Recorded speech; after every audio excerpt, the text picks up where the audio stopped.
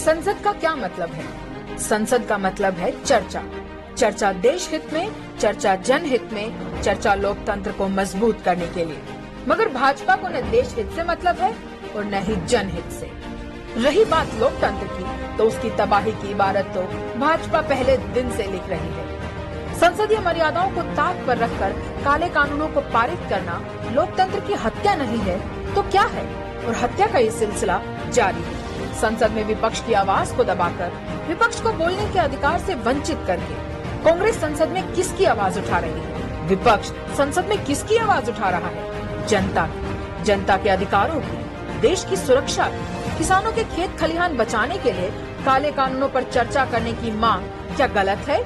युवाओं को रोजगार देने के लिए चर्चा करने की मांग क्या गलत है?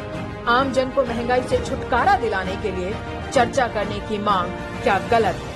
तेल की बढ़ती कीमतों को कम करने के लिए चर्चा की मांग करना क्या गलत है? या फिर पेगासस के जरिए देशवासियों की जासूसी का जघन्य अपराध और देशद्रोह पर चर्चा की मांग करना गलत है? आज विपक्ष एकजुट हुआ है तो किसी को हराने या चुनाव जीतने के लिए नहीं, बल्कि जनता के अधिकारों के लिए, देश की सुरक्षा के लिए। और जैसा कि राहुल गांधी ने कहा कि हमारे लोकतंत्र की बुनियाद है कि सांसद जनता की आवाज बनकर राष्ट्रीय महत्व के मुद्दों पर चर्चा करे। मोदी सरकार विपक्ष को ये काम नहीं करने दे रही। संसद का और समय व्यर्थ मत करो। करने दो महंगाई, किसान और पेगासस की बात। तो क्यों नहीं करने दे रही सरकार सांसदों को किसान बिलों पर, महंगाई पर, रोजगार पर चर्चा? क्यों भाग रही है भाजपा सरकार पेगासस जासूसी कांड पर चर्चा से?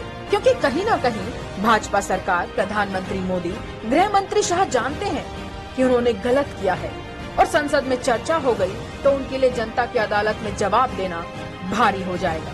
लेकिन कांग्रेस भाजपा को न तो जनता के अधिकारों पर हमला करने देगी और न ही देश के साथ धोखा करने देगी। जय हिंद।